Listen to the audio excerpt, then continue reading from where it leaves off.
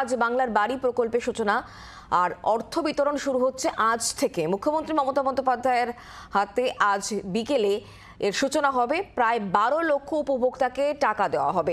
বাড়ি তৈরির প্রথম কিস্তির টাকা ব্যাংকে ঢুকবে। প্রথম পর্যায়ে প্রত্যেককে 60,000 টাকা করে দেওয়া হবে। 31 ডিসেম্বরের মধ্যে টাকা পৌঁছে যাবে অ্যাকাউন্টে। এরপর ধাপে ধাপে 40,000 এবং 20,000 টাকা দেওয়া হবে বলেই জানা যাচ্ছে। মুখ্যমন্ত্রীর হাতেই আজকে বিকেলে সূচনা হবে।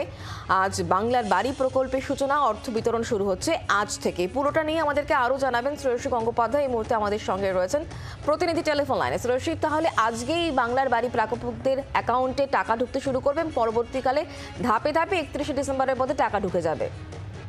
একেবারে দেখো, প্রায় 12 লক্ষ উপভোক্তা কিন্তু তাদের অ্যাকাউন্টে এই টাকা দেওয়া হবে এবং যেটা স্থির হয়েছে আজকে বিকেলবেলা মুখ্যমন্ত্রীর হাতেই কিন্তু এই অর্থ বিতরণের যে কাজ, অর্থাৎ ডাইরেক্ট অ্যাকাউন্টে টাকা ঢোকার যে প্রক্রিয়া, সেই প্রক্রিয়া কিন্তু শুরু হবে।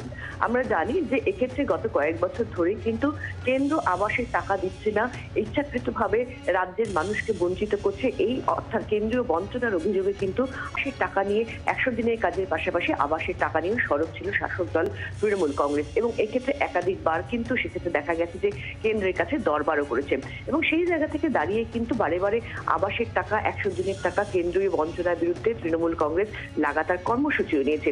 কিন্তু শেষ পর্যন্ত দেখা গেছে যে এক্ষেত্রে মুখ্যমন্ত্রী তিনি ঘোষণা করেছিলেন যে 100 দিনের কাজের টাকা কেন্দ্র দিচ্ছে না, সেক্ষেত্রে মানুষদের অসুবিধা হচ্ছে। সেই জায়গা থেকে রাজ্য সরকারই কিন্তু সেক্ষেত্রে নিশ্চিতভাবে যাতে 50 দিনের কাজের টাকা মানুষ পায় অন্তত, সেই জায়গা থেকে দাঁড়িয়ে কিন্তু রাজ্য সরকারই কিন্তু নির্দিষ্ট প্রকল্প চালু করে তাদের নিজেদের তহবিলের থেকে টাকা দিয়ে।